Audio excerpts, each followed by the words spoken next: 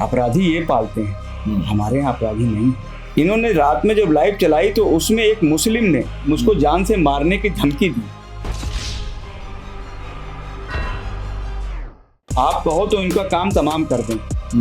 अपराधी तो आप पालते हो, मेरा काम तमाम कराओगे, मेरी हत्या कराओगे अमिताभ वाजपेयी, क्योंकि बहुत दिन से लगे हैं भाजपा में आने के लिए। ये हमारे बड़े नेताओं की इतनी पत्तेचाटी कर रहे हैं, इतनी पत्तेचाटी कर रहे हैं कि ये परेशान है, तभी डमरू बजा रहे हैं। तो हम तो ये जानते हैं कि बंगाल के चुनाव के बाद उत्तर प्रदेश में विपक्ष की हवा निकल गई। ठीक बात, समझे ना, क्योंकि आपकी हिम्मत नहीं है बाबा के सामने खड़े होने। बाबा वाले स्ट्रॉन्ग फॉलोअर हैं आप। पैसा अभियान तो नहीं अमिताभ वाजपेयी हरा हुआ गया? नहीं, अमिताभ क्या, अमिताभ है क्या? हमें तो सपा को निपटाना है ना। और ये अमिताभ तो अपने दल का नहीं है, इसकी जितनी भी होल्डिंग देखो कहीं अखिलेश की फोटो नहीं है। मुर्दे भी वोट डाल रहे हैं, इनके यहाँ मुर्दे भी वोट डालते हैं। तो आप विश्वास नहीं करोगे, अगर पार्टी ने मुझे मौका दिया और जनता ने आशीर्वाद दिया तो जो चीजें पुराने लोग नहीं कर पाए वो सब चीजें मैं करूँ।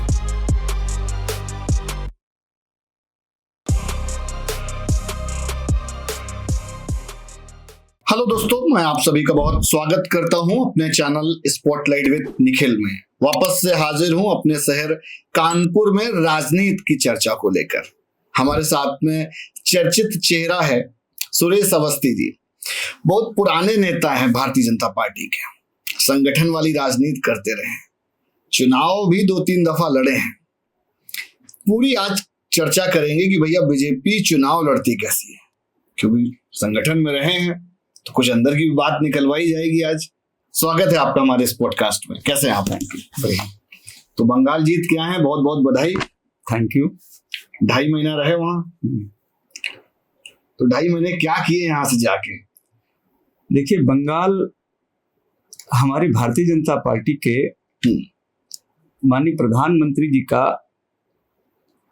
एक सपना था कि श्यामा प्रसाद मुखर्जी ने जो अंगड़ाई ली है उसको कैसे उनकी शहादत पर बंगाल को हम जीता जाए। और उसके बाद उन्होंने भारतीय जनता पार्टी के सरकार के गृह मंत्री, और जिनको हम सब लोग चाणक्य की भूमिका में लेके चलते हैं, जब माननीय प्रधानमंत्री जी ने माननीय गृह मंत्री जी को बंगाल की जिम्मेदारी दी और उन्होंने हम सब के संरक्षक आदरणीय बंसल जी को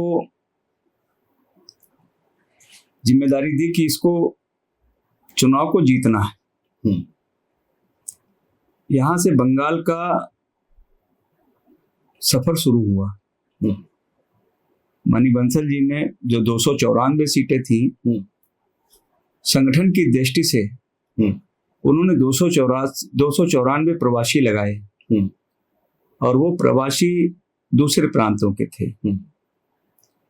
और उन प्रवासियों को लगातार उनसे संवाद बना रहता था। जो फीडबैक होता था वो फीडबैक उनको दे दिया जाता था। मेरी भी जिम्मेदारी, एक बनगांव डिस्ट्रिक्ट है बॉर्डर का बांग्लादेश का, बागदा विधानसभा 94, भारत सरकार के मंत्री शांतनु ठाकुर वहां से मेंबर ऑफ पार्लियामेंट है, उनकी पत्नी जी सोमा ठाकुर को पार्टी ने टिकट दिया। उससे पहले ही 1.5 महीने पहले मैं पहुंच गया था। तो जब मैंने बंगाल देखा तो मुझे लगा कि पूरे देश से और बंगाल की स्थितियां बहुत विपरीत हैं। वहां केंद्र सरकार से जो संचालित होने वाली जो योजनाएं हैं, या तो चल नहीं रही हैं, और चल भी रही हैं तो उसमें कटमनी दिखाई पड़ रहा है। जैसे माननीय प्रधानमंत्री जी सबसे ज्यादा चिंतित रहते हैं तो स्वास्थ्य सेवाओं से लेके दुनिया की सबसे बड़ी जो योजना है आयुष्मान भारत, पूरे देश में लागू थी, लेकिन बंगाल में लागू नहीं थी। वहां इतना अभाव था पीने के पानी की योजना, हर घर जल की योजना में नल तो पहुंचा लेकिन पानी नहीं पहुंचा। प्रधानमंत्री आवास योजना, चाहे जितनी भी योजना हम बात करें तो वो सारी की सारी भ्रष्टाचार की और कट मनी की उसमें जाने लगी। सबसे बड़ी दिक्कत तो वहां पर जो देखने को मिली, जब मैं छोटी छोटी चौपालों में जाता था तो वहां पढ़ा लिखा नौजवान रोजगार से परेशान था। उसको अपने वेस्ट बंगाल में रोजगार नहीं मिल रहा था तो उसे कहीं दूसरे प्रांत में जाना पड़ता था। वो अपने बूढ़े माँ बाप को छोड़ के जाता था। फिर एक तो ये नौजवान को रोजगार, दूसरा जो बहन बेटी थी वो सुरक्षित नहीं थी। टीएमसी के गुंडे जिसको चाहते थे उसको उठा ले जाते थे। अखबारों में भी आपने देखा, चैनलों में भी चला कि वहां जिस तरीके से अस्पताल में शिक्षित डॉक्टर के साथ जो हुआ, उस तरीके की आम घटनाएं होती थी। बहन सुरक्षित नहीं, और ममता जी एक महिला होने के नाते खुलेआम टीवी के ऊपर कहने लगी कि कोई भी महिला 8 बजे के बाद अपने घर से ना निकले। ये बड़ा आश्चर्य का विषय था। जब देश महिला सशक्तिकरण की बात कर रहा हो, 50% आबादी का सम्मान दे रहा हो, वो महिला घर से 8 बजे के बाद न निकले। उसके बाद जब एक विषय आया कि देश में गवर्नमेंट सर्वेंट के साथ, तो जब मैंने क्या देखा, पार्टी ने देखा कि पूरे देश में 7वां वेतन आयोग लागू, लेकिन बंगाल में 5वां वेतन आयोग है। गवर्नमेंट सेक्टर बहुत बड़ा है। उस गवर्नमेंट सेक्टर में जो रिटायर हो चुके वो भी हैं। उन सब लोगों ने, उनकी जो तनख्वाहें होती थी कम होती थी।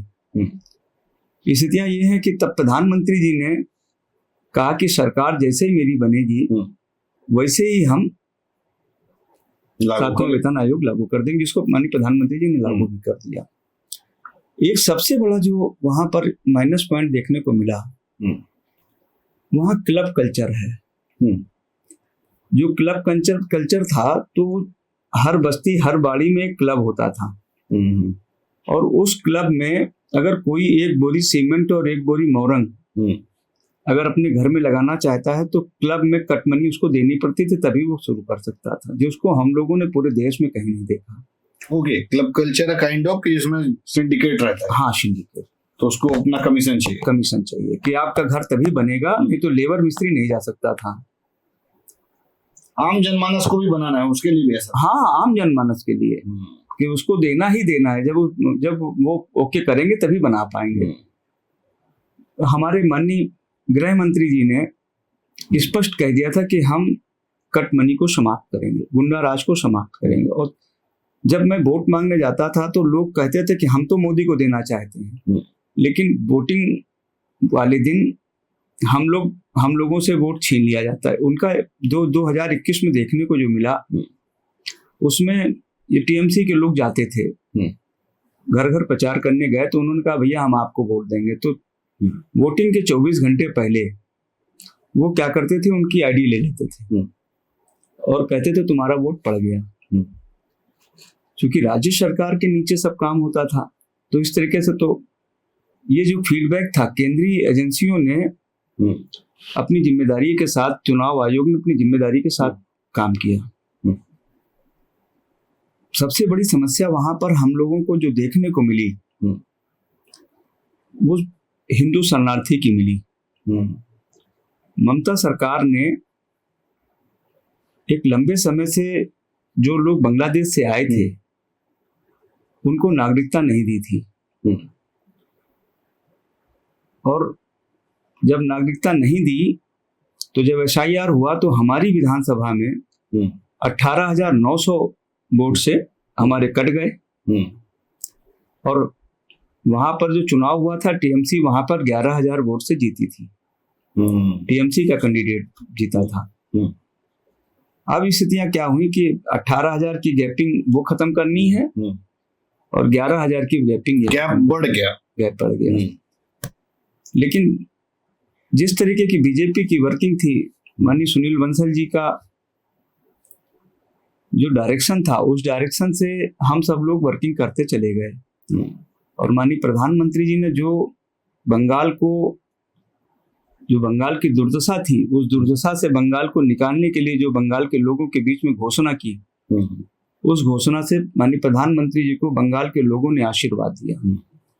और पहले फेज में जिस तरीके से गुंडा राज खत्म हुआ, जिस तरीके से हत्याएं और टीएमसी के लोगों के द्वारा जो नहीं हुआ, केंद्रीय सुरक्षा बलों के ऊपर मतदाताओं ने विश्वास जमाया, उसी दिन हम लोग समझ गए थे कि जब मतदान का प्रतिशत 92% पहुंचा, तो हम लोग समझ गए थे कि अब बीजेपी को कोई रोक नहीं पाया। कि निकल गई, मतलब हाँ निकल गई। मेरा तो सेकंड फेज में था 29 तारीख में, लेकिन उसी दिन हम लोगों के पास संदेश आ गए थे कि तो 2.5 महीना वहां पे बिताए। 2.5 महीना बिताया। मच्छी अच्छी खाई कि नहीं खाई? मैं तो शुद्ध ब्राह्मण हूँ, लेकिन अमिताभ ठाकुर जी वाला बड़ा वायरल हुआ था। देखिए, अमिताभ ठाकुर इसलिए वायरल हुआ कि ममता ने कहा बीजेपी आएगी तो मच्छी चली जाएगी, बीजेपी के लोग नहीं खाने देंगे।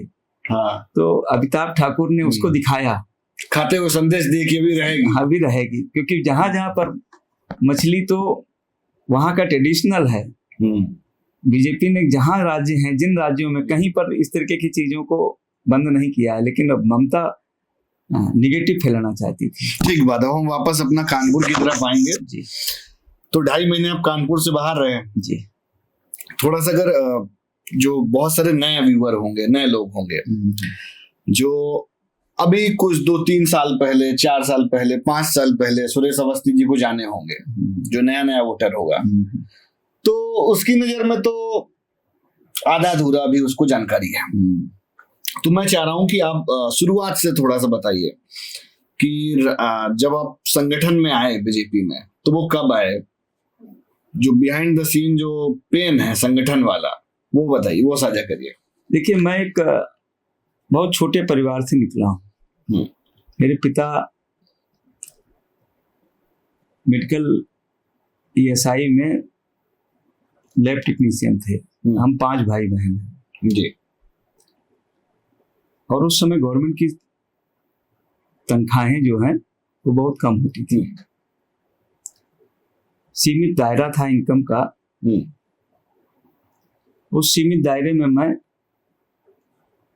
बढ़ा जब 84 में मैंने बीकॉम में एडमिशन लिया। उस दौरान मैं विद्यार्थी परिषद से संपर्क में आया। चूंकि छात्र राजनीति उस समय विद्यार्थी परिषद से शासन के चुनाव होते थे। 89 में मैं डीएवी कॉलेज के छात्र संघ का महामंत्री बना। 87 में लड़ा, थोड़े वोटों से मैं पराजित हुआ। 89 में मैं छात्र संघ का महामंत्री बना। उसके बाद 94 में मैं प्रेसिडेंट बना। और विद्यार्थी परिषद का जो कार्यकर्ता होता है वो विद्यार्थी परिषद, पहले विद्यार्थी परिषद, फिर युवा मोर्चा, फिर भाजपा, ये परंपरा है, हायरार्की है धीरे धीरे। हाँ। जब मेरी आयु विद्यार्थी से हटी तो मुझे पार्टी ने युवा मोर्चे में काम करने के लिए भेजा और मैं अपने आप को बड़ा गौरवान्वित महसूस करता हूं कि युवा मोर्चे में प्रदेश के अध्यक्ष दिनेश शर्मा जी थे। दिनेश शर्मा जी ने मुझे प्रदेश की टोली में काम करने के लिए कहा, लेकिन परिस्थितियां इस बात की फंस गई थी, तो उन्होंने कहा कि नहीं, तुम पहले। उन्होंने मुझको सीधे उमा भारती राष्ट्रीय अध्यक्ष थी, उनके साथ राष्ट्रीय कार्य समिति में उन्होंने करा दिया।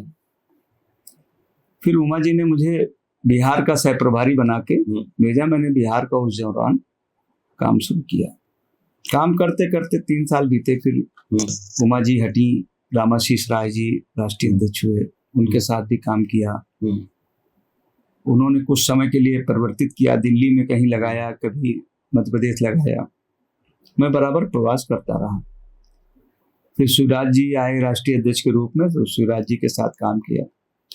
उस समय मेरी आयु युवा मोर्चे से ऊपर हो गई। पार्टी ने मुझे फिर भाजपा में काम करने के लिए कहा, तो मैं जिले में आया। जिले में आज हम सबके बीच में नहीं है सुरेश गुप्ता जी। संगठन किसी से सीखता तो सुरेश गुप्ता जी से सीखता। सुरेश गुप्ता जी ने मुझे जिले में उपाध्यक्ष बनाया। मैंने उनके साथ खूब काम किया। क्या खूबी थी उनमें जो आपको बड़ा ललायित करती थी करने के? परिवार को जोड़ के किसी ने सीखा, चूंकि हम लोग सब लोग उस समय विपक्ष में थे। उनसे सीखे संगठन में परिवार कैसे भाव होता है। वो सुबह सुबह घर आ जाते और हमसे कहते चलो आज इस कार्यकर्ता के यहाँ चलना है। जैसे ही किसी बैठक में किसी व्यक्ति को सूचना गई और नहीं आया तो वो खट से उसके परिवार के हालचाल लेने जाते थे। संगठन कैसे खड़ा किया जाता है, क्योंकि हम लोग विपक्ष में थे उस समय, उम्मीद भी नहीं थी कि हमारी सरकार बनेगी, लेकिन उन्होंने कभी अध्यक्षी की तरह नहीं चलाया, एक कार्यकर्ता भाव से चलाया। उनके साथ काम करने का बहुत सीखने को मिला उनसे। उसके बाद पर उनका स्वास्थ्य नहीं ठीक था। विजय सिंह सेंगर हमारे साथ जिले में उपाध्यक्ष थे, उनको अध्यक्ष की जिम्मेदारी सौंपी गई। सुरेंद्र मैथानी जी महामंत्री थे, नीलिमा कटियार महामंत्री थी उस समय सुरेश गुप्ता जी की टीम में। सब जिम्मेदार लोग थे। तो उनको विजय सेंगर जी को इसी दौरान बीच में 2012 में जब ये बने थे तो 2012 में मैंने सीसा मऊ से जब पहली बार चुनाव हुआ था, पहली बार ये नए परसिमन में पहले सुरक्षित थी, उसी समय मैंने टिकट मांगा था। थोड़ा सा जो है आपको इंटरप्ट कर रहे हैं। देखिए, जब आम परिवारों में राजनीति में लोग आना सही नहीं समझते हैं, जैसे कि आपने बताया कि पिताजी नॉर्मल अपना उनकी सरकारी नौकरी थी और आप छोटे थे या सबसे बड़े अपने परिवार में? हम बीच में थे, बड़े भाई हमारे बड़े थे, उसके बाद हमसे बाद में एक हम बड़े भाई, फिर एक बड़ी बहन, हाँ, फिर मैं, फिर हमसे छोटी 2 बहनें। तो आपके ऊपर तो और दबाव होना चाहिए कि भाई राजनीति नहीं करनी है। तो आपके अंदर ये कभी पिताजी ने मना नहीं किया कि कहाँ बेवजह की चीजों में लगे हो, सरकारी नौकरी अपना बढ़िया है? पिताजी तो सरल थे, लेकिन माताजी मेरी दबाव बनाती थी। और लेकिन चूंकि मैं विद्यार्थी परिषद से जुड़ गया था, विद्यार्थी परिषद संघ की एक यूनिट है, हाँ, एक शाखा है। तो जब संघ के लोग निवास पे आते थे तो जब उनका मेरे परिवार में आना होता था तो धीरे धीरे मानसिकता उनकी बदली। मतलब बड़े बुजुर्ग ला के आप बिठा के वहाँ आपने अपना सेटअप कर लिया। हाँ। कि जिला प्रचारक हो, विभाग प्रचारक हो, ये सब आते थे, क्योंकि उस समय हम लोगों का ऑर्गेनाइजेशन बहुत छोटा होता था। क्योंकि प्रचारक का काम यही होता है कि परिवारों को जोड़ो। तो जब वो घर आते थे तो माताजी पिताजी घर में भी काउंसलिंग करनी पड़ती होगी कि हाँ भाई ठीक कर रहे हैं सुरेश। माताजी पिताजी से जब वो बैठते थे, संवाद करते थे, तो उनको लगता था कि ये ठीक दिशा में, लोगों के डायरेक्शन में है।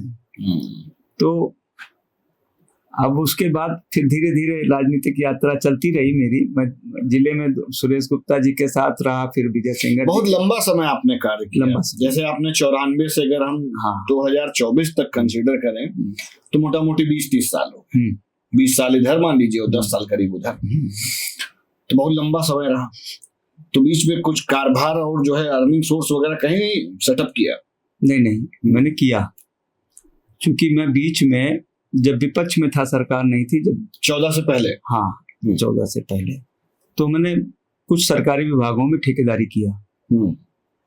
ठेकेदारी करते करते कुछ चीजें हमने जो कमाई, फिर हमारे पिताजी हमारा जो सेविंग करके रखा, तो उस दौरान फिर जो पैसा मुझको मिला, उस पैसे से मैंने जीटी रोड पे होटल तैयार कराया। और आप लोगों के आशीर्वाद से वो होटल हमारा इतना दे देता है कि हमारी राजनीति भर का खर्चा हो जाता है। ठीक बात, मिल जाता है, मतलब अर्निंग वहां से आ रही है। वहां से आ रही है। तो 12 में आपको टिकट मिली? 12 में नहीं मिली। हाँ। 12 में मैंने सीसा मऊ से टिकट मांगा। हाँ, आप बता रहे थे 12 में मांगा। 12 में क्योंकि पहली बार सामान्य हुई थी, तो पिताजी मतलब मुझको टिकट नहीं मिली तो मैं नर्वस हुआ, तो पिताजी ने मेरा साहस बढ़ाया। उसी दौरान प्रदेश के प्रदेश अध्यक्ष थे सूर्य प्रताप शाही जी,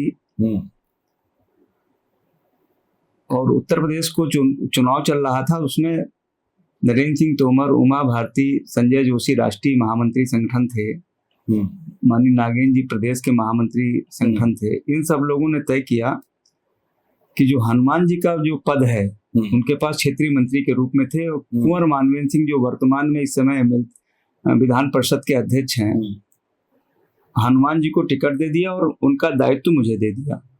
ठीक बात, पाइपलाइन में डाल दिया कि हाँ अब अगली बार मिलेगी। तो हमने अपने क्षेत्र में काम किया, और वो चुनाव चूंकि सीसामऊ को मुझे जिम्मेदारी के साथ कहना है कि जो पुरानी सीसामऊ थी, जब सुरक्षित सीट थी, तो उसमें विजयनगर, लाटूस रोड, तमाम ऐसे हिंदू मोहल्ले थे जहां पर बीजेपी जीतती थी। लेकिन Shri Prakash ji member of parliament थे, 2011 में जनगणना हुई, और उन्होंने 3 विधानसभाओं को डिस्टर्ब किया। 2 विधानसभा तो स्पेशली डिस्टर्ब किया, चाहे छावनी हो चाहे सीसामऊ हो, क्योंकि छावनी में श्री प्रकाश जी के धुर विरोधी सतीश महाना जी लड़ते थे, उसको डिस्टर्ब किया। और यहाँ इनको अपने प्रिय संजीव दरियावादी को जिताने के लिए डिस्टर्ब किया। हनुमान जी चुनाव लड़े, 35,000 लगभग वोट पाए, और चूंकि परिसीमन ठीक नहीं था, चुनाव लूज कर गए। मैं संगठन में काम करता रहा क्षेत्रीय मंत्री के रूप में। फिर उसके बाद काम हमारा अच्छा था, तो प्रदेश में जब केशव मौर्य जी प्रदेश अध्यक्ष हुए, तो मुझको प्रदेश की टोली में काम करने का अवसर मिला सीखने के लिए। पहले मैंने जिले में काम किया, फिर क्षेत्र में काम किया, फिर प्रदेश में काम करने का अवसर मिला। 16 में एक परिवर्तन यात्रा निकाली गई। उत्तर प्रदेश में 4 यात्राएं निकली थी। उस 4 यात्रा में एक यात्रा मुझको दी गई थी। तो उस यात्रा को लेके वो लगभग 55 दिन की यात्रा थी जी। पर डे एक विधानसभा में रुकना था, बीच में 2-3 दिन का गैप था हर 20 दिन बाद। तो मैं उस यात्रा को नवंबर में लेके निकला, झांसी से शुरुआत हुई थी। उस यात्रा को लेके निकला, और मैं अपना हमारे साथ एक यात्रा की टोली थी, उस टोली के साथ बड़ा सीखने का अवसर मिला। उस यात्रा के समापन में माननीय प्रधानमंत्री जी नरेंद्र मोदी जी ने समापन किया था। तो मुझे लगने लगा था कि अब ये शायद संभवतः टिकट नहीं देंगे, क्योंकि संगठन की विधा में डाल दिया, परिवर्तन यात्रा दे दिया है, अब टिकट नहीं देंगे। लेकिन लास्ट में संगठन ने निर्देश किया कि आपको सीसामऊ लड़ना है। 17 में। तो जब मैं लड़ा तो लगभग 54-5500 से आसपास से मैं पराजित हुआ। 5 साल मैंने लगभग 5 साल वहीं पर काम किया।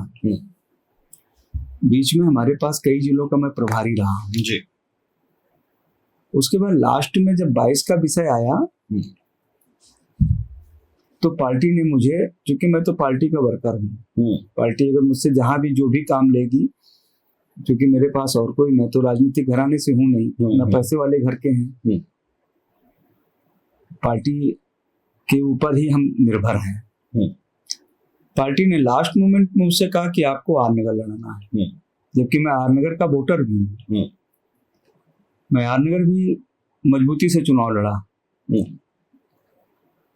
कुछ कमियां रह गई, जिसके पीछे मैं थोड़े मतों से रह गया।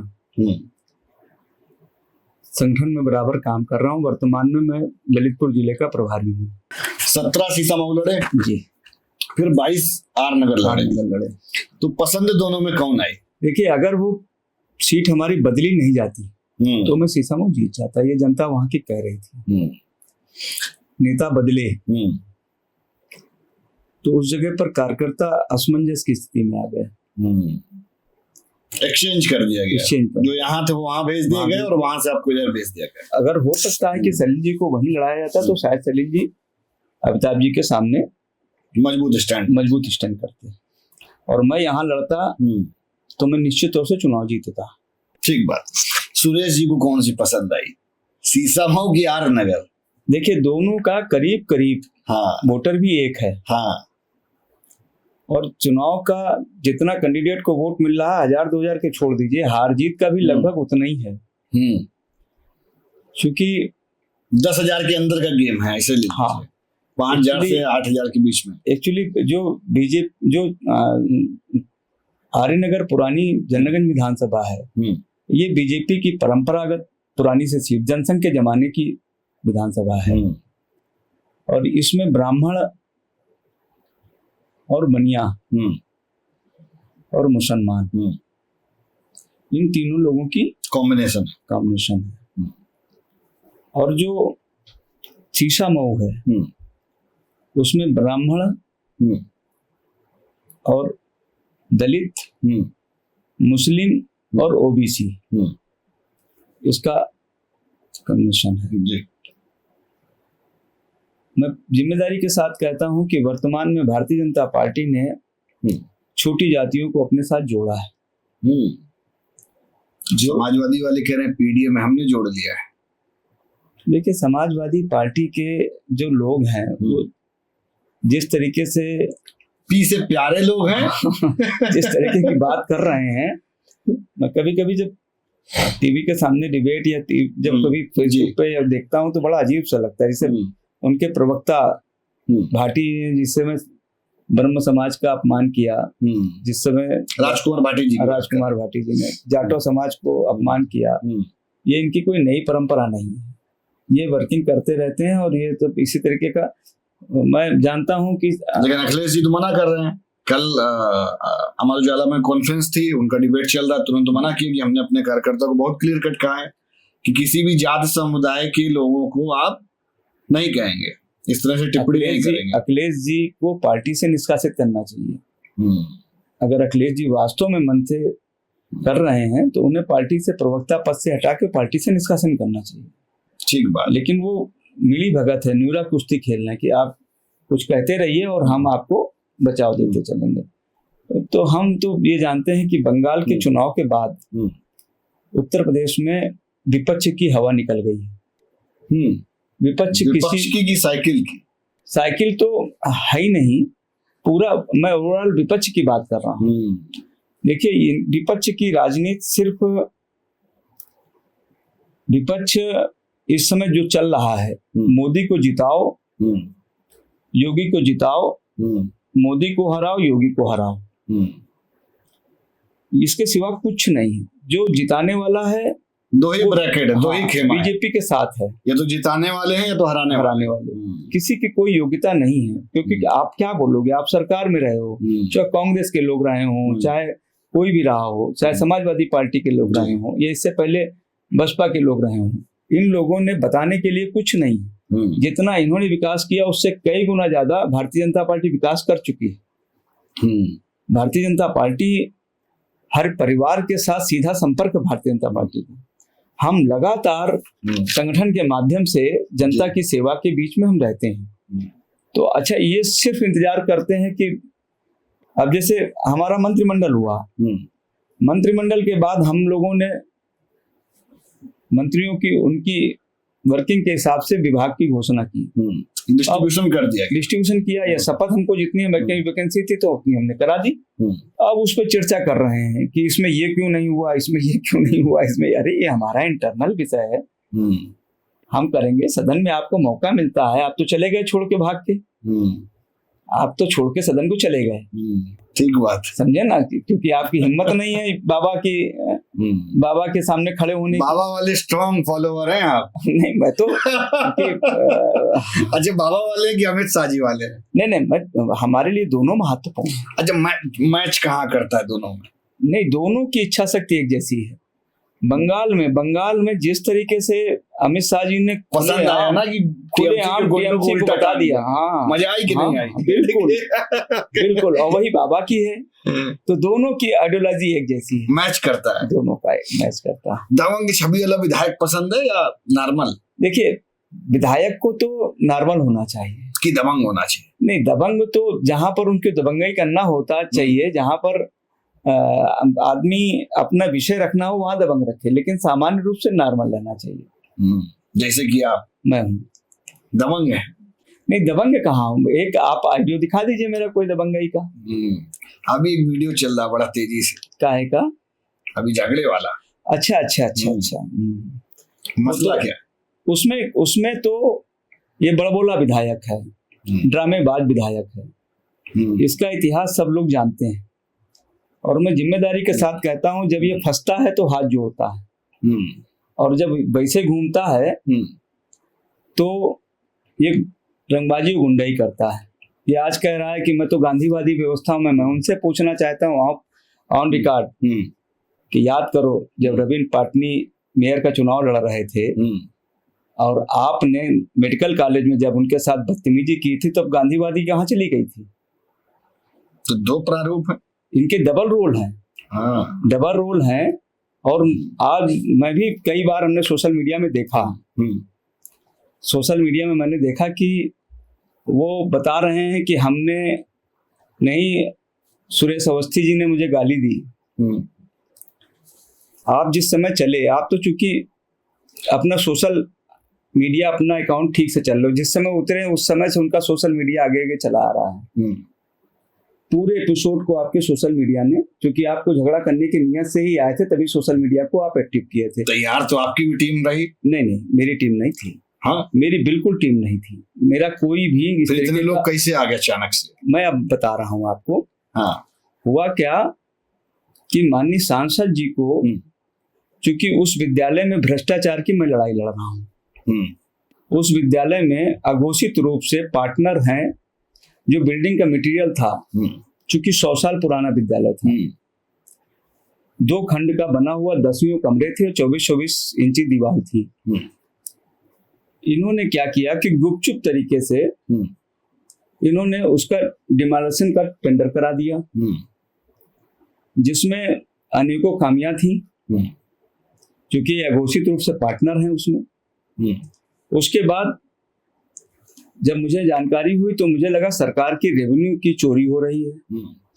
मैंने उसकी कंप्लेन की, लेकिन चूंकि ये विधायक होने के नाते उस कंप्लेन को इन्होंने नहीं होने दिया और इन्होंने उस कंप्लेन को अपने फेवर में करा लिया। लेकिन सत्ता तो आपकी है। सत्ता जरूर मेरी है, लेकिन चूंकि विधायक होने के नाते दबाव तो, हाँ, उनके कई लोगों से हमारे बीजेपी में संपर्क है। अभी आप जब अंदर जाएंगे तो देखेंगे।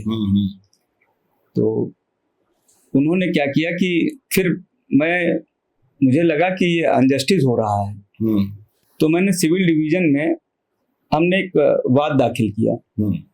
सामान्य रूप से सिविल डिवीजन गवर्नमेंट के टेंडरों पे हस्तक्षेप नहीं करते, लेकिन उनको लगा तो उन्होंने नोटिस इशू किया।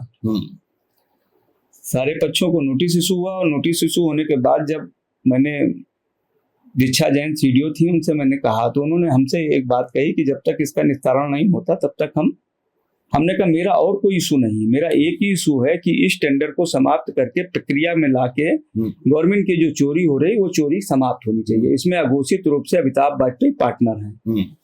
तो उन्होंने कहा ठीक है, लेकिन अब चूंकि भ्रष्टाचार का मामला जुड़ा है, तो इन्होंने विधानसभा में, चूंकि विधायक हैं, विधायक तो मालिक होता है, इन्होंने विधानसभा में उठाया। तो उसके बाद बीएसए ने वहां लाचार व्यवस्था में था, उस लाचार व्यवस्था में बीएसए ने इनको बनाने की सहमति दे दी। जब सहमति दे दी तो हम लोगों को जानकारी मिला, तो मैं बहुत चिंतित हुआ।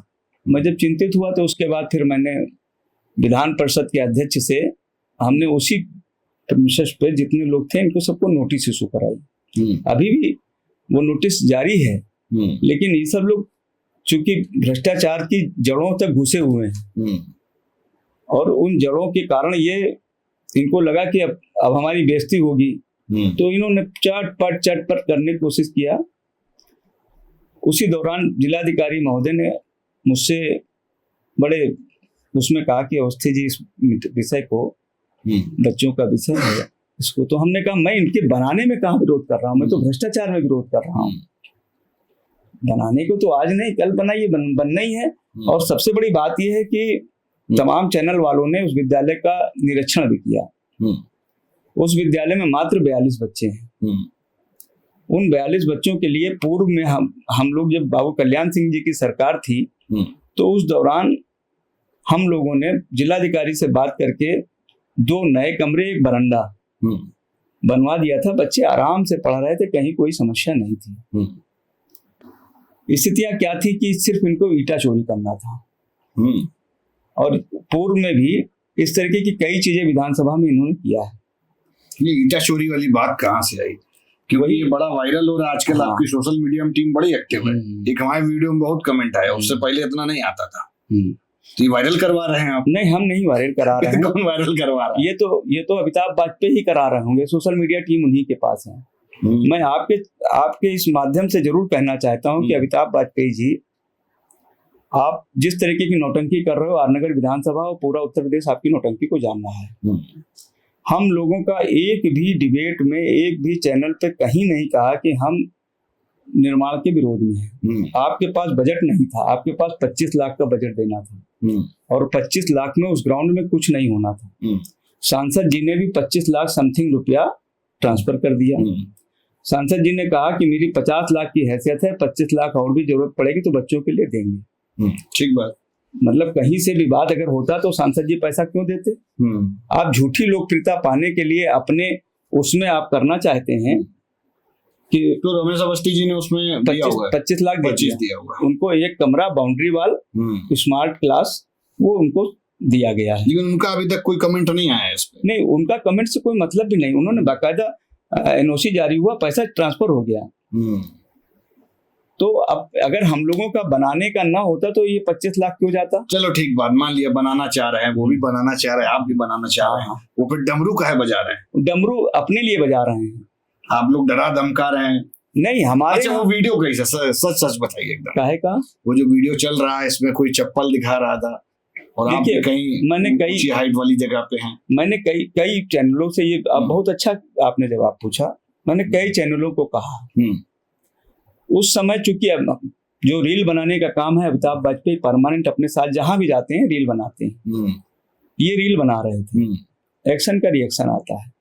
नई सड़क चमनगंज के जो गुंडे थे, बेकनगंज के जो गुंडे थे, वो इनके साथ आए हुए थे और उनको वो जिस तरीके की हरकत कर रहे थे उसमें 3 बार का हमारा सम्मानित पार्षद पिछड़ी जाति से आता है, जायसवाल और बनिया है जी। आप उसको जिस तरीके की गाली बक रहे थे तो उसको भी क्रोध आ गया।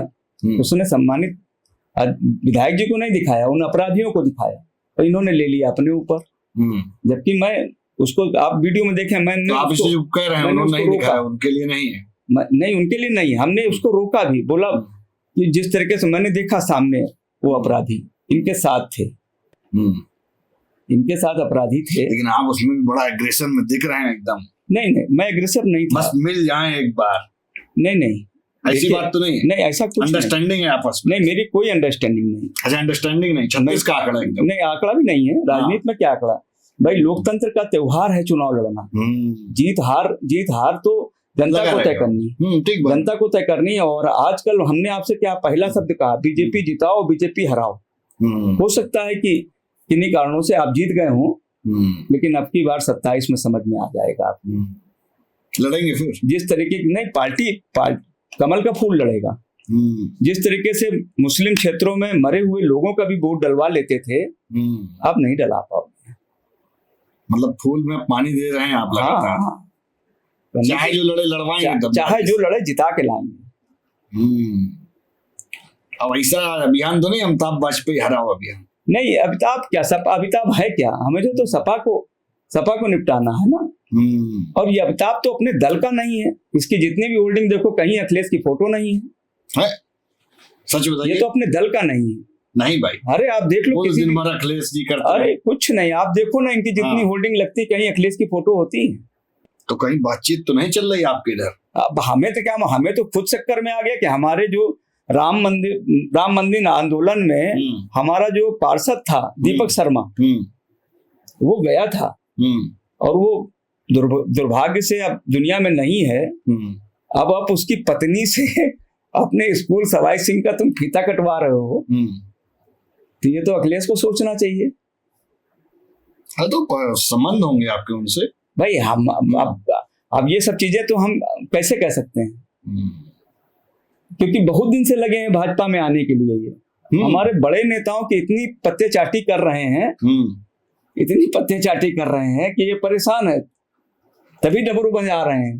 तो आप इंटरटेन नहीं कर रहे हैं? नहीं, हम लोगों से क्या मतलब, हमारे तो पार्टी एक संगठन है, उस संगठन के काम से हमने बताया आपसे। और मान लीजिए ऊपर से ज्वाइनिंग हो गई तब तो हो जाए ज्वाइनिंग, क्या तब भी जिताएंगे? बिल्कुल लड़ाएंगे, जिताएंगे इनको। कमल के फूल झगड़ा नहीं है, झगड़ा आज भी नहीं है, झगड़ा आज भी नहीं है कि झगड़ा कोई हो साइकिल से। जबकि इन्होंने अपनी लाइफ में चलाया, मैं अभी तक किसी से चैनल में कहा नहीं है, अभी तक हमने किसी चैनल में नहीं कहा। इन्होंने रात में जब लाइव चलाई तो उसमें एक मुस्लिम ने मुझको जान से मारने की धमकी दी। उसने कहा कि आप कहो तो इनका काम तमाम कर दें। अपराधी ये पालते हैं, हमारे यहाँ अपराधी नहीं है। अगर आप कहो तो हम आपको अपने वीडियो में दिखा सकता हूँ कि इनके एक मुस्लिम ने मुझसे जिम्मेदारी के साथ कहा कि आप कहो तो इनका रात में ही काम तमाम कर दें। अपराधी तो आप पालते हो, मेरा काम तमाम कराओगे, मेरी हत्या कराओगे, अमिताभ वाजपेयी। इसका जवाब जनता मांगेगी आपसे। डरे नहीं आप? डरने का कोई मतलब ही नहीं, डरने का कोई मतलब ही नहीं। मैंने तो जहां कंप्लेन करनी थी वहां कर दी, हमने पुलिस कमिश्नर को वो सारी चीजें भेज दी कि आप इसकी जांच करिए। ठीक बात। आप लड़ेंगे 27 में? नहीं, पार्टी लड़ेगी। हमने तो आप लड़ेंगे तब बताइए। नहीं, हमारे यहाँ जो भी लड़े, जो भी कैंडिडेट लड़ेगा, लेकिन मेरा टारगेट है कि आर नगर जो भारतीय जनता पार्टी की जरनागंज पुरानी विधानसभा है, इसको भारतीय जनता पार्टी के खाते में डालने की। तो 27 मान लीजिए लड़ेंगे, आप कह रहे हैं जीत लेंगे और अपने खाते में डाल लेंगे बीजेपी वाले में? 100% एकदम। तो ऊपर से निर्देश मिल गया है? नहीं, पार्टी हमारी 100% जीतने की योजना बना चुकी है। हम लोगों का बूथ का सशक्तिकरण शुरू हो चुका है। हम लोग हर बूथ के ऊपर समितियां हो गई, सत्यापन हो गया, बूथ के कमेटियों का हो गया, और 10-5 दिन के अंदर अभी हम सब लोग बूथों के सम्मेलन की ओर जाने वाले हैं। और जिस तरीके से, क्योंकि बहुत बड़ा अंतर नहीं है, अमिताभ वाजपेयी अपने आप को बहुत बड़े विधायक कहते हैं, लेकिन नगर निगम के चुनाव में इससे ज्यादा इनकी पत्नी को मैंने हराने का काम किया था। इससे ज्यादा वोटों से हराया है। ठीक बात। टीका लगाए हुए। हाँ, तो हिंदू वाला मामला है। ये आजकल जो है, ये सनातन की ओर भागने की कोशिश कर रहे हैं, ब्राह्मण चेहरे के रूप में दिखाने की कोशिश कर रहे हैं। ब्राह्मण आप भी हैं, ब्राह्मण वो भी हैं। लेकिन मैं बताना चाहता हूं कि जब मुस्लिम क्षेत्रों में जाते हैं तो टोपी लगाते हैं, टोपी लगाते हैं। इनकी फोटोएं भी कई जारी हुई हैं। और अभी 27 जब ये 22 में टोपी वाली फोटो तो नहीं आई, वो भी तो नहीं बनवा दी आपने? नहीं, हम लोग कुछ नहीं बनाते। टोपी वाली फोटो है, और ये बाकायदा मुस्लिमों से इनका बहुत प्रेम है, और हम कोई मुस्लिम के विरोधी नहीं है। आपको प्रेम नहीं है? नहीं, मुस्लिम के विरोधी नहीं है। प्रेम है कि नहीं? प्रेम वाला कोई विषय ही नहीं हमारा। सबका साथ, सबका विकास, उसमें मुस्लिम भी आता है। हमारा अल्पसंख्यक मोर्चा है। अल्पसंख्यक मोर्चे में हम मोर्चा में भर्ती करिए। मोर्चे में पदाधिकारी हैं, लेकिन स्थितियां क्या हैं, जो वर्तमान में सेटअप है, हमारे पास राष्ट्रवादी मुसलमान जो है वो हमारा भाई है, लेकिन जो देश को तोड़ने वाला मुसलमान है वो हमारा कभी नहीं हो सकता। और इनके साथ जो मुसलमान है वो देश को तोड़ने वाला है, वो पाकिस्तान की जिंदाबाद लगाने वाला। नहीं, ये तो नहीं कह सकते, ये तो सब यहीं के हैं, नहीं, विधानसभा के हैं। नहीं, वो बुरा मान जाएंगे। नहीं, बुरा वो कैसे मानेंगे? जो हमारा है वो तो भारत माता की जय कहता है। उनका वाला भी जो कह रहा होगा वो पाकिस्तान की जय कहता है। नहीं भाई, एक बार बुलवा के देखें तो ये बोलेगा। वो ड्रामे के लिए बोलेंगे कि सुरेश जी कह रहा है इसलिए हम बोलेंगे। वो कहे तो वंदे मातरम, क्यों नहीं बोलते वंदे मातरम? और कह दिए तब वंदे मातरम। हम ये ड्रामा कर रहे हैं, ये ड्रामेबाज लोग हैं। वो तो बोलते हैं जिस तरीके से ये चंदन लगा के, डमरू बजा के, और सुंदरकांड की परिभाषा भूल गए हैं कि जिन्होंने सुंदरकांड इन्होंने 25वीं सालगिरह थी, चुनाव चल रही थी, तो इन्होंने खुल के कहा कि हमसे पार्टी के नेता ने कहा कि आप कहीं जाके जो है शादी की सालगिरह मनाइए, जबकि वो हमारी बहू है, हमको उसके विषय में नहीं कहना चाहिए। लेकिन राजनीति जब डिबेट शुरू होती है तो आपका ही ऑडियो आपके लिए मुसीबत बनता है। तो कहा मेरी बीबी सुंदर है, मैं रोज कांड करता हूँ, सामने वाले से कह रहे हैं कि तुम्हारी भी बीबी सुंदर है। तो जो भगवान हनुमान जी की हनुमान जी की जो सबसे बड़ा हम लोग समझते हैं, जब उनको नहीं छोड़ रहे हैं तो तुम सनातन के पुजारी कहां से हो गए? ड्रामा करते घूम रहे हो, सिर्फ विधानसभा कैसे पहुंचे हैं आप इसलिए काम कर रहे हो। 2 बार से लगातार पहुंचे हैं। हाँ तो 2 बार तिवारा हैट्रिक न मार दे। तिवारा बिल्कुल नहीं पहुंच समाजवादी सकते। आगे तो मंत्री भी बन जाएंगे। देखिए, मंत्री सपना भूल जाए। जब हमने ममता को तो बन ही सकते हैं। जब ममता को ममता की जब ममता की क्लास लग गई तो यहाँ अखिलेश कितना लड़ पाएंगे। और रही जीतने की बात, तो मैं जिम्मेदारी के साथ कहता हूं कि आर नगर विधानसभा हो, चाहे सीसामऊ विधानसभा हो, चाहे छावनी विधानसभा हो, इन तीनों में चूंकि मुस्लिम क्षेत्रों में तमाम ऐसे मरे हुए लोग छोड़ के भी जाते हैं तो इनका मतदान प्रतिशत बढ़ जाता है। मतलब जैसे हिंदू क्षेत्र और मुस्लिम क्षेत्र आप कभी पता करिएगा कि हिंदू में 50% वोट पड़ता है और उनका 80% वोट पड़ता है। SIR में जो लोग मर गए हैं, डबल हैं, उनका तो वोट कटा ही है। हमारा तो जो हमारा छोड़ के गए वो वोट भी डालने नहीं आते थे। मुर्दे भी वोट डाल रहे हैं। इनके यहाँ मुर्दे भी वोट डालते हैं। नई बात पता चली है, तो हमें लगा डुप्लीकेसी का ही से मामला है। नहीं, जो मर चुके हैं उनका भी वोट पड़ जाता है। तो तीनों का टेंडर आप ले लिए हैं, इसका मतलब? नहीं, छावनी नहीं, भारतीय जनता पार्टी ने लिया है और ये तीनों सीटें जीती जाएंगी। कैसे, क्या रणनीति लगाएंगे? हमारा जो पार्टी का जो स्ट्रक्चर है, पार्टी हमारे महामंत्री संगठन धर्मपाल जी, हमारे पंकज चौधरी प्रदेश अध्यक्ष जी, इन सब लोगों ने जो योजना बनाई है उसको धरातल पर हम लोग उतारेंगे। मतलब आग में घी का काम आप करेंगे? हम लोग वर्कर हैं पार्टी के वर्कर हैं, इसलिए हम लोग करेंगे। अच्छा, ठीक बात। एक लाइन पंकज चौधरी जी पे, कैसे प्रदेश अध्यक्ष? तो मैं गर्व से कह सकता हूं कि पंकज चौधरी जी ने जब से बने हैं तब से भारतीय जनता पार्टी में एक उत्साह आया है, एक ऊर्जा आई है, और जो पीडीए की इनकी हवा थी उसको निकालने का काम किया है।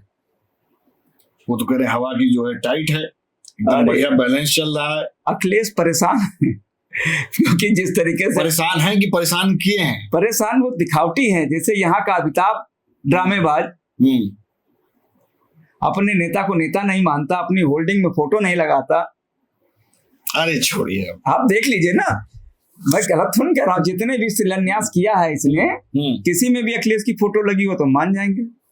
ठीक बात, चेक करवाएंगे, चेक करा लीजिएगा। नहीं होगा तो अभी सोशल मीडिया उनकी खोल के देख लीजिए। एक लाइन योगी जी पर, कैसे मुख्यमंत्री है? योगी जी का हिंदुत्ववादी चेहरा है, जो अपराधियों का उत्तर प्रदेश गढ़ बन गया था। मैनपुरी, इटावा, इन जगहों पर जहां कट्टों की फैक्ट्री लगा रहती थी, इटावा, मैनपुरी, इन जगहों पर अपराह का आए दिन जो स्कूल से बच्चा कभी लेट होता था तो उसकी माँ को चिंता होती थी, कोई व्यापारी लेट होता था तो उसकी पत्नी को चिंता होती थी कि ऐसा ना हो कोई इटावा, औरैया और बिहार से कोई हमारा फोन आ जाए तो जीवन भर की पूंजी चली जाए। 2017 से पहले का ये अनुभव है, आप प्रतीत करिए। और जितने ये अपराधी थे, चाहे अतीक हो, चाहे ये हो, ये सारे अपराधियों का बोलबाला होता था। जब से महाराज जी के हाथों में सुशासन आया, मैं जिम्मेदारी के साथ कहता हूं कि हमारी किसी भी परिवार में किसी भी आदमी का अपहरण नहीं हुआ, किसी भी व्यापारी का अपहरण नहीं हुआ, किसी भी बच्ची के साथ कोई घटना नहीं घटी। और नहीं, मैं जिम्मेदारी के साथ कहता हूं कि 2014 से पहले और 2017 से पहले जगह जगह पर लिखा रहता था कि लावारिस चीज छूना मना है। आए दिन बम फटते थे, चाहे कचहरी हो, रेलवे स्टेशन हो, जीवन सुरक्षित नहीं था।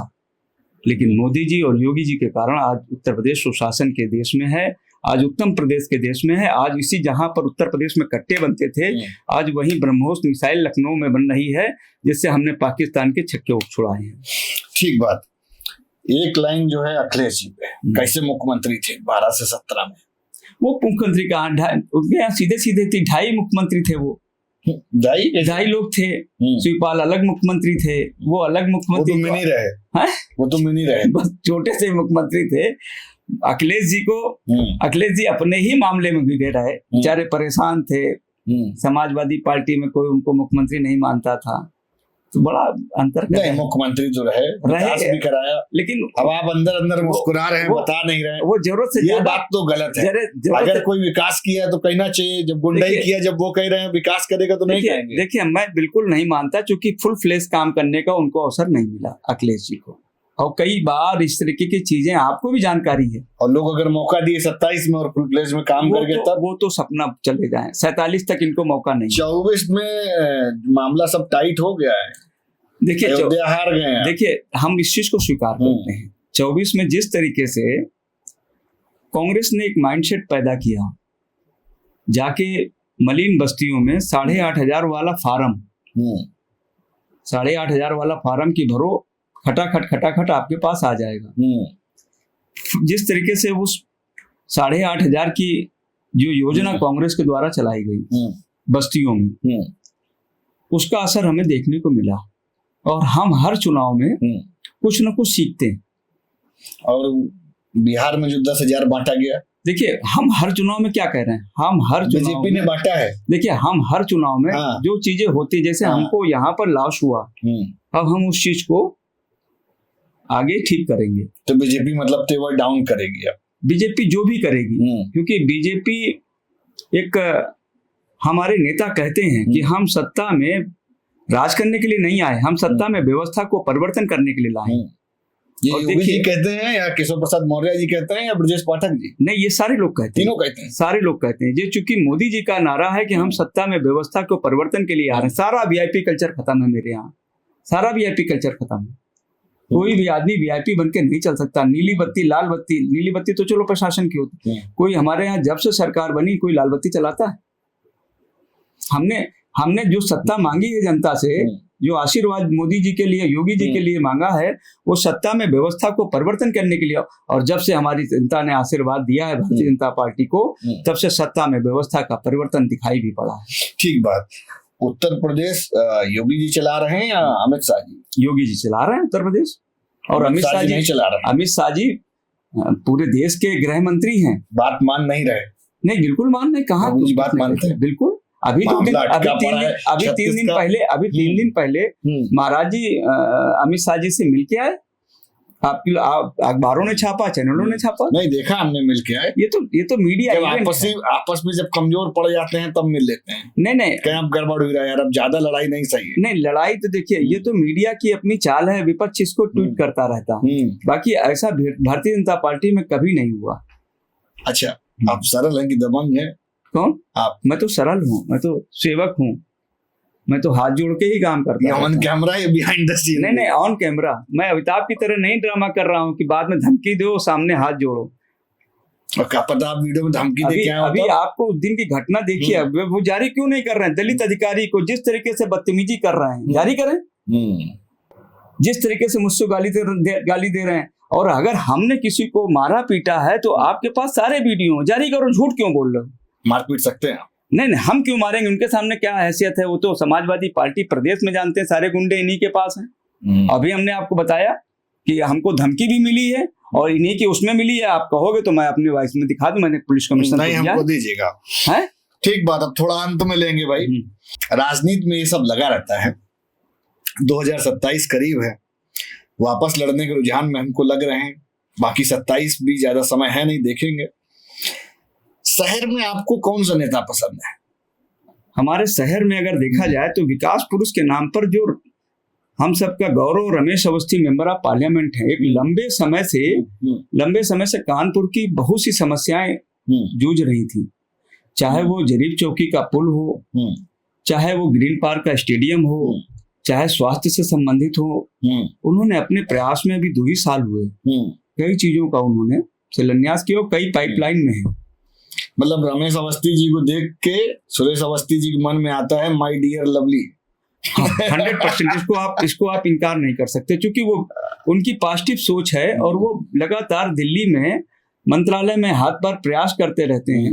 मैंने कांग्रेस की सरकार भी देखी कि श्री प्रकाश 3 बार हो रहे और एक टाटमिल का जो पुल है वो भी पूरा नहीं हुआ था। अब रमेश अवस्थी जी कह तो रहे हैं कि लाल इमली भी चालू करवा देंगे। उनका प्रयास जारी है, उनका प्रयास जारी है कि वो प्रयास यही कर रहे हैं। और मुझे लगता है कि वो जितना भी प्रयास करते हैं वो सार्थक प्रयास होता है, अखबारी प्रयास नहीं होता। अच्छा ठीक बात, 24 में तो रमेश अवस्थी जी आ गए इसलिए फेवरेट हो गए, उससे पहले कौन था? पार्टी का हर नेता हमारे लिए फेवरेट था। नहीं शहर में बताइए। बता तो नहीं, डॉक्टर जोशी लड़े तो वो भी हमारे फेवरेट थे, पचौरी जी लड़े वो भी हैं, सतीश महाना लड़े वो भी हैं, सभी लोग मेरे फेवरेट थे। ऐसा कोई जो नापसंद हो? ऐसा तो कोई दिखाई नहीं पड़ रहा। अभी तो कह रहे थे कि पसंद नहीं है। कौन नेता पूछा हमने, पार्टी का नेता नहीं पूछा है हमने। किसी भी पार्टी का नेता आपको जो है नापसंद है? देखिए, मैं तो पार्टी का वर्कर हूँ, मुझे तो अपना बच्चा अच्छा लगता है, मुझे पार्टी के अपने नेता अच्छे लगते हैं। अच्छा ठीक बात, बीजेपी में एक बड़ा चलता है भाई साहब, तो भाई साहब क्या फीलिंग है, ये क्या है? भाई साहब एक संस्कार है, छोटा है बड़ा है, ये एक संस्कार है। हम लोग जिससे भी बात करेंगे उसको हम भाई साहब कहेंगे तो समझ जाता है सामने वाला। इन लोगों के यहाँ सर कहा जाता है, कोड वर्ड है। इन लोगों के यहाँ सर कहा जाता है, हमारे यहाँ भाई साहब कहा जाता है। ठीक बात है। जो अभी नए आपके जो कार्यकर्ता हैं, जो भी 20 से 30 वाली अवस्था में है, या मान लीजिए 40 तक भी ले लीजिए, प्रयास में लगे हुए राजनीति में, तो बीइंग अ करियर स्कोप अब बढ़िया है राजनीति में, या अपना काम धंधा करें? देखिए, मुझे लगता है कि राजनीति में अच्छे लोगों का जब आना होगा तभी राजनीति में अच्छी चीजें जाएंगी। लेकिन मैं नौजवानों से एक बात का और आग्रह करूंगा कि अगर घर की स्थिति अच्छी ना हो तो समाज के लिए भारतीय जनता पार्टी में, क्योंकि राष्ट्र के निर्माण के लिए भारतीय जनता पार्टी है, उसमें जरूर सहयोग करना चाहिए, लेकिन घर की भी चिंता करनी चाहिए। पहले घर की भी चिंता करनी चाहिए। ठीक बात। झूठ बोलते हैं आप? नहीं, झूठ नहीं बोलता कभी। बिल्कुल नहीं। साक्षी मान के शपथ लेते हैं? साक्षी मान के शपथ लेता है। ये तो अमिताभ झूठ बोलता है, सदन के अंदर लिया और झूठ बोला। बड़ा भरे हुए हैं। भरे नहीं है। आपसे एक चीज और पूछेंगे, कभी अगर आप जीते, क्योंकि सुरेश अवस्थी जैसे शहर में जो जाने जाते हैं तो वो कहते हैं कि यार लकीर है नहीं, हमें लग रहा है। मान लिया जीतेगा, लड़े मान लो 27, जीत गए, तो गुंडाई करेंगे, काम करेंगे? गुंडाई तो मेरे जीवन में कभी नहीं रही। पक्का? कभी नहीं रही। हाँ, इतना जरूर है कि मैं थोड़ा सा गलत चीजों का विरोध कर देता हूँ, वो मेरे डीएनए में है। मैं विद्यार्थी राजनीति से आया हूँ, मैं डीएवी कॉलेज छात्र संघ का अध्यक्ष रहा हूँ, महामंत्री रहा हूँ। लेकिन अब तो पुराने नेता हो गए, तो थोड़ा नेचर आनी चाहिए, सरलता आनी चाहिए। नेचर और सिग्नेचर नहीं बदलता जीवन में कभी। नेचर और सिग्नेचर समय के हिसाब से परिवर्तन जरूरी है। काफी हद तक बदला है, काफी हद तक बदला है। पहले और तेज रहे, इसका मतलब। जब छात्र राजनीति कर रहे थे तो उस समय की जो योजनाएं थी उसी तरीके से हमें वर्किंग करनी पड़ रही थी। लेकिन मैं जिम्मेदारी के साथ कहता हूं कि मेरे ऊपर एक भी आरोप, मेरा जीवन पूरा 40 साल का सार्वजनिक है, एक भी आरोप कोई नहीं निकाल सकता। वापस से प्रश्न दोहराते हैं, 27 लड़े और जीत गए मान लो, तब कार्य कौन कौन से करेंगे? आप विश्वास नहीं करोगे, अगर पार्टी ने मुझे मौका दिया और जनता ने आशीर्वाद दिया तो जो जो चीजें पुराने लोग नहीं कर पाए हैं वो सब चीजें मैं करूंगा। झगड़ा तो नहीं करेंगे? झगड़ा से तो मेरा कभी रिश्ता ही नहीं रहा, प्यार मोहब्बत से रहा, हमेशा रहा। आप हमारा चुनाव देख लीजिए, अमिताभ वाजपेयी की युवा टीम आपके पास में रहती है। अमिताभ वाजपेयी के चुनाव में इन्होंने ही बदतमीजी की, या हमारा इरफान के साथ चुनाव हुआ, कभी झगड़ा नहीं हुआ। नसीम के साथ चुनाव हुआ। इरफान बढ़िया आदमी नहीं, कोई बढ़िया नहीं। जैसे वो तो भारत माता की जय बोलते हैं। अब वो भारत माता की जय बोल रहे हैं, उनको अब उनके डीएनए में धीरे धीरे जब जेल काट के आए हैं तो उनके डीएनए आ रहा होगा। अरे बोल रहे हैं तो आप वाले हो गए ना कि नहीं हुए? धीरे धीरे अब चूंकि जेल जाने के बाद भर्ती भी नहीं करते हैं। जेल जाने के बाद आपका जो अल्पसंख्यक मोर्चा वो गड़बड़ है। नहीं, ये जेल जाने के बाद इनको समझ में आया कि हमें भारत माता की जय बोलनी चाहिए, तो इसलिए बोला होगा। बाकी वो हमारे मित्र हैं, छोटे भाई हैं, हम उनके विषय में कभी भी उनके विषय में नहीं, उनसे सम्मान, उनके विषय में कभी नहीं, अमिताभ के लिए भी नहीं, लेकिन हरकतें ठीक कर लें। चलेगा नहीं, मतलब ये सब नहीं चलेगा। तुम मेरी हत्या कराने के लिए योजना बनाओगे और सुरेश अवस्थी आपकी किसी बात को मानने को तुम संविधान तो नहीं रहेंगे। हाँ, संविधान की तुम शपथ खाते हो और झूठ बोलते हो। हमने मारा है? अरे हम अपने हम कमजोर आदमी, मुझे कोई ना मारे, अगर मारा है तो वीडियो दिखाओ, तुम तो रील बनाने में माहिर हो। लेकिन अब आप सतर्क हो गए हो। नहीं, अब आप रील में नहीं आएंगे। नहीं ऐसा नहीं, ऐसा नहीं है। तो ठीक है भाई दोस्तों, इसी वार्ता के साथ हम इस पॉडकास्ट को देंगे विराम। सुरेश जी से बात करके बहुत अच्छा लगा और बड़ी ईमानदारी से अपनी बातों को पूरी तरह से रखा आप सभी के बीच। और आप दर्शकों से एक चीज जरूर कहेंगे, अगर आप इनको जानते हैं, पुराना आपका कोई नाता रहा है, तो आप जरूर कमेंट करके बताइएगा कि व्यवहार कैसा है, आचरण कैसा है, और जैसा बता रहे हैं वैसे है कि कुछ और है, अंदर कुछ और बाहर कुछ और। तो दोस्तों इसी के साथ जुड़े रहिए हमारे इस शो में। नमस्कार।